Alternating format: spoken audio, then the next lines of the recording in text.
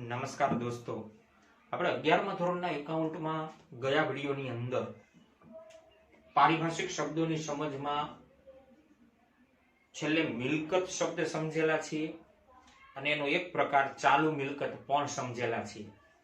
તો ફરીથી એક વખત યાદ કરીએ, મિલકત કેને કહેવામાં આવશે વિદ્યાર્થી મિત્રો? મિલકત એટલે ધંધામાં રહેલી એવી ચીજ વસ્તુઓ કે જે ચીજ વસ્તુઓ ખરીદવાનો ઉદ્દેશ્ય, ધંધાનો હેતુ એ ચીજ વસ્તુઓ વેચવાનો નથી, પરંતુ ધંધામાં ઉપયોગમાં લેવાનો છે. આવી બધી જ ચીજ વસ્તુઓને ધંધાની મિલકતો કહેવામાં આવે છે. આવી ચીજ વસ્તુઓની માલિકી ધંધાની હોવી જોઈએ અને એનું નાણાંમાં મૂલ્યાંકન થઈ શકતું હોવું જોઈએ, તો એને મિલકત તરીકે ઓળખવામાં આવે છે.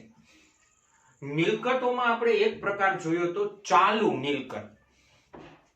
ચાલુ મિલકત એટલે ધંધાની એવી મિલકત કે જે મિલકત ધંધામાં 1 વર્ષ સુધીના સમયગાળા માટેની હોય તો એને ચાલુ મિલકત કહેવાય.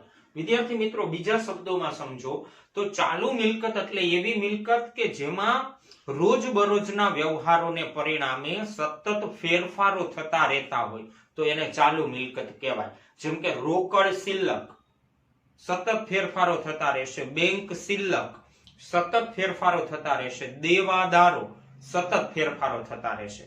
તો સતત ધંધાકીય વ્યવહારને પરિણામે સતત ફેરફારો થતા રહેતા હોય એવી મિલકતોને ચાલુ મિલકતો કહેવાય.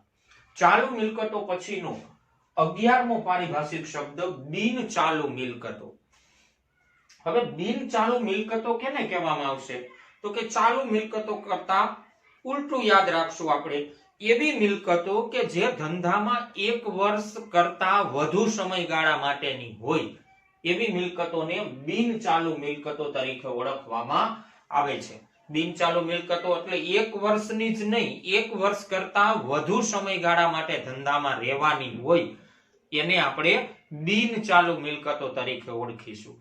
બિન ચાલુ મિલકતોને લાંબા ગાળાની મિલકતો તરીકે પણ ઓળખવામાં આવે છે. વિદ્યાર્થી મિત્રો, લાંબા ગાળાની મિલકતો, ધંધામાં લાંબો સમય સુધી ટકવાની છે એવી મિલકતો.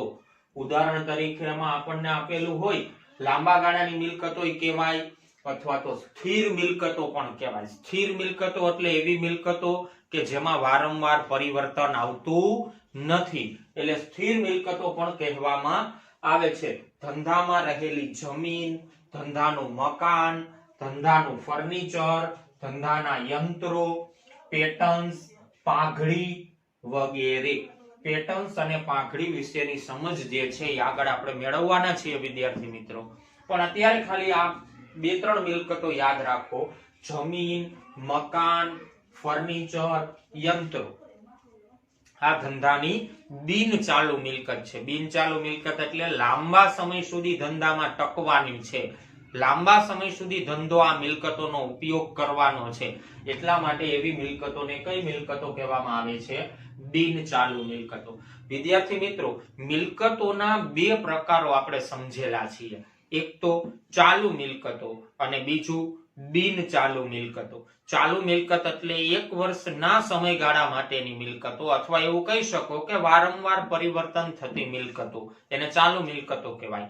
અને બિન ચાલુ મિલકતો એટલે એવી મિલકતો કે જે ધંધામાં લાંબો સમય સુધી ટકવાની છે, એટલા માટે એને લાંબા ગાળાની મિલકતો અથવા તો સ્થિર મિલકતો તરીકે પણ ઓળખવામાં આવે છે. તો ચાલુ મિલકતો અને બિન ચાલુ મિલકતો એવા મિલકતોના 2 પ્રકારની આપણે વાત કરેલી કહેવાય અત્યાર સુધીમાં. ત્યાર પછી હજુ મિલકતનો એક પ્રકાર છે દ્રશ્ય મિલકતો. હવે મિલકત કોને કહેવાય આપણે જાણીએ છીએ, તો પછી બીજો એક પ્રકાર પાડવામાં આવે છે દ્રશ્ય મિલકતો. હવે નામ જોઈએ ત્યાં પણ ખ્યાલ આવી જાય. દ્રશ્ય મિલકતો મતલબ કે એવી મિલકતો કે જેને જોઈ શકાય અને સ્પર્શ કરી શકાય. જોઈ શકાતી હોય અને સ્પર્શ કરી શકાતી હોય એવી મિલકતોને દ્રશ્ય મિલકતો કહેવામાં આવે છે. હવે દ્રશ્ય મિલકતોમાં જમીન છે, મકાન છે, યંત્રો, ફર્નિચર, આ બધી મિલકતો એવી છે કે જેને જોઈ પણ શકાય છે અને સ્પર્શ પણ કરી શકાય છે. તો તો જમીન, મકાન, યંત્રો, ફર્નિચર એ લાંબા ગાળાની મિલકતો છે એ તો સાચું, પણ સાથે સાથે એ દ્રશ્ય મિલકતો પણ છે. બીજા શબ્દોમાં કહેવું હોય વિદ્યાર્થી મિત્રો તો દ્રશ્ય મિલકતો એટલે એવી મિલકતો કે જે ભૌતિક રીતે અસ્તિત્વ ધરાવે છે. ભૌતિક રીતે અસ્તિત્વ ધરાવે છે મતલબ કે જેને જોઈ શકાય છે, જેને સ્પર્શ કરી શકાય છે, એવી મિલકતોને દ્રશ્ય મિલકતો કહેવામાં આવે છે. જે મિલકતો ભૌતિક રીતે અસ્તિત્વ ધરાવે છે તેને દ્રશ્ય મિલકતો કહે છે. દાખલા તરીકે યંત્રો હોય, ફર્નિચર હોય, જમીન હોય, મકાન હોય, આ બધી મિલકતો ધંધાની દ્રશ્ય મિલકતો છે, કારણ કે એને જોઈ પણ શકાય છે અને સ્પર્શ પણ કરી શકાય છે, મતલબ કે ભૌતિક રીતે અસ્તિત્વ ધરાવે છે એવી મિલકતોને દ્રશ્ય મિલકતો કહેવાય. તો દ્રશ્ય મિલકતો પછીનો મિલકતોનો પ્રકાર 13મો પારિભાષિક શબ્દ સરળતાથી આપણને સમજાઈ શકે, અદ્રશ્ય મિલકતો. અદ્રશ્ય મિલકતો કેને કહેવામાં આવશે વિદ્યાર્થી મિત્રો? તો કે દ્રશ્ય મિલકતો કરતા ઉલટું યાદ રાખીએ. અદ્રશ્ય મિલકતો એટલે એવી મિલકતો કે જે ભૌતિક રીતે અસ્તિત્વ ધરાવતી નથી. ભૌતિક રીતે અસ્તિત્વ નથી ધરાવતી મતલબ કે જેને જોઈ શકાતી નથી, જેને સ્પર્શ કરી શકાતી નથી, એવી મિલકતોને અદ્રશ્ય મિલકતો કહેવામાં આવે છે. હવે આપણને પ્રશ્ન એવો થાય વિદ્યાર્થી મિત્રો કે અદ્રશ્ય મિલકતો પણ હોઈ શકે કે જેને જોઈ નથી શકાતી અને સ્પર્શ પણ નથી કરી શકાતી, છતાં એ ધંધાની મિલકત છે. એવી અદ્રશ્ય મિલકત તો કઈ હોઈ શકે? તો આમ તો જનરલી 3-4 નામ આપવામાં આવે છે: પાઘડી, પેટન્ટ, ટ્રેડમાર્ક, કોપીરાઇટ. આ સિવાયની પણ બીજી અદ્રશ્ય મિલકતો છે વિદ્યાર્થી મિત્રો, યાદ રાખજો. પણ અત્યારે માત્ર આ 4 મિલકતો આપણે યાદ રાખીએ. પાઘડી, પેટન્ટ, ટ્રેડમાર્ક અને કોપીરાઇટ એ ધંધાની અદ્રશ્ય મિલકતો છે. એ આગળ ઉપર જ્યારે આપણે ભણશું ત્યારે આના અર્થઘટન અને એના અર્થ પણ આપણે સમજશું. અત્યારે ખાલી એક મુદ્દો કહી દઉં, પાઘડી, એટલે બધું તમને ક્લિયર થઈ જશે. અદ્રશ્ય મિલકત કોને કહેવાય? પાઘડી એ ધંધાની અદ્રશ્ય મિલકત છે. હવે પ્રશ્ન એ છે કે પાઘડી કોને કહેવાય? તો યાદ રાખો વિદ્યાર્થી મિત્રો, પાઘડી એટલે ધંધાની પ્રતિષ્ઠા. પાઘડી એટલે ધંધાની આબરૂ, ધંધાની શાખ. તો બજારમાં ધંધાની જે પ્રતિષ્ઠા છે એ પ્રતિષ્ઠાનું પણ નાણામાં મૂલ્ય માપવામાં આવે છે. પ્રતિષ્ઠાને પણ નાણાકીય મૂલ્યમાં રૂપાંતર કરવામાં આવે છે અને ધંધાની પ્રતિષ્ઠાને જે નાણાકીય મૂલ્યમાં રૂપાંતર કરવામાં આવે એને જ ધંધાની પાઘડી કહેવામાં આવે છે. તો હવે વિચારો જો વિદ્યાર્થી મિત્રો, પાઘડી એટલે ધંધાની પ્રતિષ્ઠા. તો પ્રતિષ્ઠાને જોઈ શકાય, એને સ્પર્શ કરી શકાય? ના. પ્રતિષ્ઠા ભૌતિક રીતે અસ્તિત્વ ધરાવતી હોય? ના. એ માત્ર અનુભવી શકાય. તો પાઘડી એ ધંધાની અદ્રશ્ય મિલકત છે.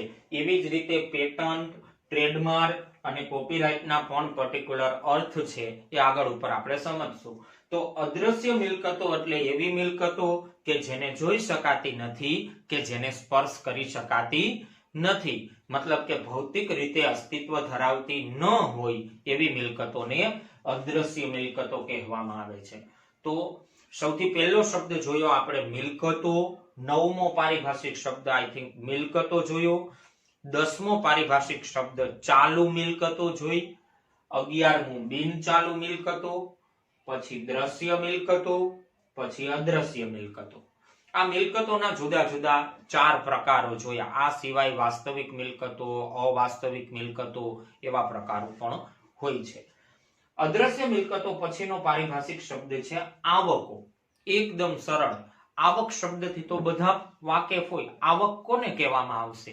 તો કે આપણે જે ધંધો ચલાવીએ છીએ એ ધંધો ચલાવવાના પરિણામે, ધંધાકીય પ્રવૃત્તિ દ્વારા ધંધો ચલાવવાને પરિણામે ધંધાને જે રકમ મળતી હોય એને આવક કહેવામાં આવે છે.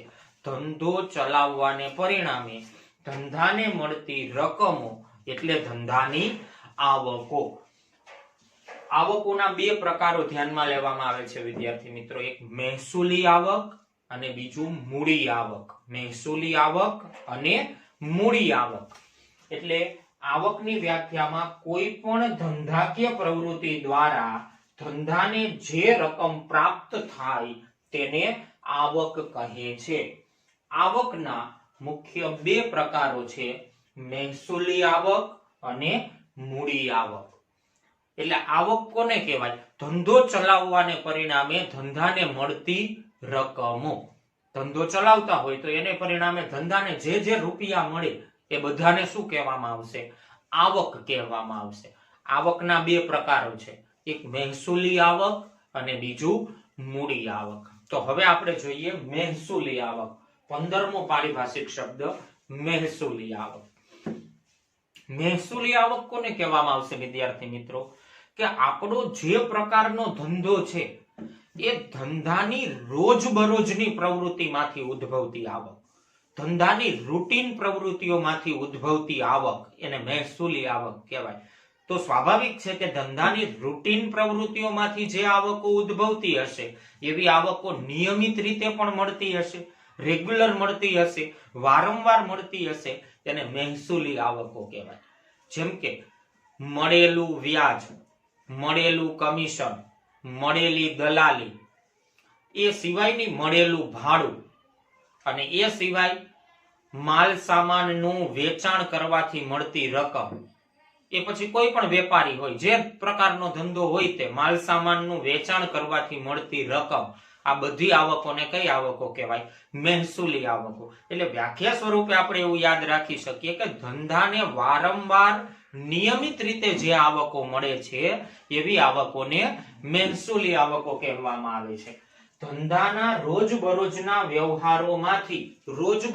વ્યવહારોમાંથી નિયમિત રીતે મળતી આવકને મહેસૂલી આવક કહે છે. દાખલા તરીકે માલના વેચાણની આવક, માલ સામાન વેચવાથી થતી આવક, ત્યાર પછી મળેલું વ્યાજ, ત્યાર પછી મળેલું કમિશન, ત્યાર પછી મળેલું ભાડું, મળેલું ડિવિડન્ડ, આ બધી ધંધાની રૂટીન અને નિયમિત થતી આવકો છે. તો એવી આવકોને મહેસૂલી આવકો તરીકે ઓળખવામાં આવે છે. ત્યાર પછી મહેસૂલી આવકો એટલે આપણે વાત કરી કે રૂટીન પ્રવૃત્તિઓ દ્વારા મળતી આવકો, ધંધાની રોજબરોજની પ્રવૃત્તિઓ દ્વારા મળતી આવકો, તો એને મૂડી આવક કહેવાય. ત્યાર પછીનો પારિભાષિક શબ્દ આવતા વિડીયોમાં પણ આપણે જોશું. અત્યારે સમજીએ 16મો પારિભાષિક શબ્દ આપણે સમજશું મૂડી આવકો. હવે મહેસૂલી આવકો આપણને વિદ્યાર્થી મિત્રો ખ્યાલ આવેલું હોય તો મૂડી આવકો એના કરતા વિરુદ્ધ આપણે યાદ રાખીએ. મહેસૂલી આવક કોને કહેવાય? તો કે રોજબરોજની પ્રવૃત્તિમાંથી નિયમિત રીતે મળતી આવક, એને મહેસૂલી આવક કહેવાય. તો મૂડી આવક કોને કહેવાય? મૂડી આવક એટલે એવી આવકો વિદ્યાર્થી મિત્રો કે જે નિયમિત રીતે નથી મળતી, ધંધામાં ક્યારેક જ અસ્તિત્વમાં આવે છે, એવી આવકોને મૂડી આવકો કહેવાય. જેમ કે હું તમને એમ કહું કે કોઈની પાસેથી વ્યાજે રૂપિયા 1 લાખ ઉછીના લઈ આવવામાં આવે તો આવક તો છે, આ 1 લાખ રૂપિયા આવે છે ધંધામાં, પણ આ નિયમિત રીતે મળતી આવક નથી. ક્યારેક જ રકમ ધંધામાં નાણાંની જરૂરિયાત ક્યારેક અસ્તિત્વમાં આવે તો ક્યારેક જ ઉછીના નાણાં લેવામાં આવશે. દરરોજ વારંવાર કે નિયમિત રીતે નાણાં ઉછીના લેવામાં આવશે નહીં. અને બીજું હું તમને એક ઉદાહરણ આપું વિદ્યાર્થી મિત્રો કે ધંધામાં રહેલું ફર્નિચર હોય, ધંધામાં રહેલું મકાન હોય, ધંધામાં રહેલા યંત્રો હોય, મતલબ કે ધંધાની મિલકતો જે હોય એ મિલકતો વેચવાથી થતી આવકો. મિલકતો વેચો અને જે આવક થાય એ આવકને મૂડી આવક કહેવાય. કારણ કે રોજે રોજ નિયમિત રીતે કઈ ધંધાની મિલકતો વેચવામાં આવતી નથી, એટલે મૂડી આવકો કેને કહેશું? મૂડી આવકો એટલે એવી આવકો કે જે ધંધામાં ક્યારેક જ અસ્તિત્વમાં આવે છે, ધંધાની રોજબરોજની રૂટીન પ્રવૃત્તિઓમાંથી અસ્તિત્વમાં આવતી નથી, એવી આવકોને મૂડી આવકો કહેવાય.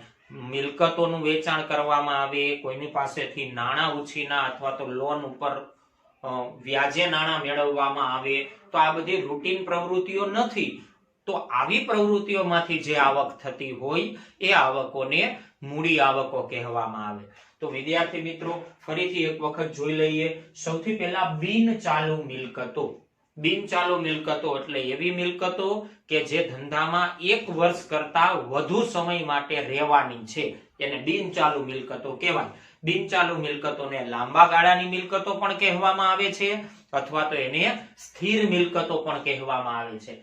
જે મિલકતો 1 વર્ષથી વધુ સમયગાળા અંગેની હોય, 1 વર્ષથી વધુ સમયગાળા અંગેની હોય તેને બિનચાલુ મિલકતો કહે છે. આ મિલકતોને લાંબા ગાળાની કે પછી કાયમી કે પછી સ્થિર મિલકતો પણ કહે છે. દાખલા તરીકે જમીન, મકાન, યંત્રો, ફર્નિચર, પેટન્સ, પાઘડી વગેરે બિનચાલુ મિલકતો છે. ત્યાર પછી દ્રશ્ય મિલકતો, જે મિલકતો ભૌતિક રીતે અસ્તિત્વ ધરાવે છે, મતલબ કે જેને જોઈ શકાય છે, સ્પર્શ કરી શકાય છે. જે મિલકતો ભૌતિક રીતે અસ્તિત્વ ધરાવે છે તેને દ્રશ્ય મિલકતો કહે છે. દાખલા તરીકે યંત્રો, ફર્નિચર, જમીન, મકાન આ બધું દ્રશ્ય મિલકતો છે જે ભૌતિક રીતે અસ્તિત્વ ધરાવે છે. અદ્રશ્ય મિલકતો, જે મિલકતો ભૌતિક રીતે અસ્તિત્વ ધરાવતી નથી, મતલબ કે જેને જોઈ શકાતી નથી, જેને સ્પર્શ કરી શકાતી નથી, જે મિલકતો ભૌતિક રીતે અસ્તિત્વ ધરાવતી નથી તેને અદ્રશ્ય મિલકતો કહે છે. દાખલા તરીકે પાઘડી, પેટર્ન, ટ્રેડમાર્ક અને કોપીરાઇટ એ ધંધાની અદ્રશ્ય મિલકતો છે. ત્યાર પછી આવકો, આવકો કેને કહેવામાં આવશે? કોઈ પણ ધંધાકીય પ્રવૃત્તિ દ્વારા, જુઓ, કોઈ પણ ધંધાકીય પ્રવૃત્તિ દ્વારા ધંધાને જે રકમ પ્રાપ્ત થાય, ધંધાને જે રકમ મળે તેને આવક કહે છે. આવકના 2 પ્રકારો છે, મહેસૂલી આવક અને મૂડી આવક. તો એમાંનો એક પ્રકાર અત્યારે આપણે જોઈએ, મહેસૂલી આવક. મહેસૂલી આવક કોને કહેવામાં આવશે? તો કે ધંધાના રોજબરોજના વ્યવહારોમાંથી નિયમિત રીતે મળતી આવકને મહેસૂલી આવક કહે છે. ધંધાના રોજબરોજના વ્યવહારોમાંથી અને નિયમિત રીતે મળતી આવકને મહેસૂલી આવક કહે છે. દાખલા તરીકે માલ સામાનનું વેચાણ કરવામાં આવે અને આવક થાય. માલ સામાનનું વેચાણ કરવું એ ધંધાની રોજબરોજની પ્રવૃત્તિ છે, તો માલ સામાનના વેચાણમાંથી થતી આવક, ત્યાર પછી ધંધાને વ્યાજ મળતું હોય, ધંધાને કમિશન મળતું હોય, ધંધાને દલાલી મળતી હોય, ધંધાને ભાડું મળતું હોય, તો આવી બધી જ આવકો વર્ષ દરમિયાન વારંવાર થતી રહેવાની છે, તો આવી આવકોને મહેસૂલી આવકો કહેવાય. ત્યાર પછીનો એક પારિભાષિક શબ્દ, 16મો પારિભાષિક શબ્દ આવતા વિડીયોની અંદર આપણે જોશું, મૂડી આવકો. પણ તેમ છતાંય મૂડી આવકો આપણે સમજેલા છીએ અને આવતા વિડીયોમાં એ શબ્દ, પારિભાષિક શબ્દ ફરીથી જોઈ લેશું. ત્યાં સુધીમાં પાછા ફરીથી આ 5 પારિભાષિક શબ્દો બધા વિદ્યાર્થી મિત્રોએ ખાસ અને ખાસ તૈયાર કરી લેવાના છે અને તમારી ફેરબુકમાં પણ નોંધી લેવાના છે. આવતા વિડીયોમાં ફરીથી મળશું.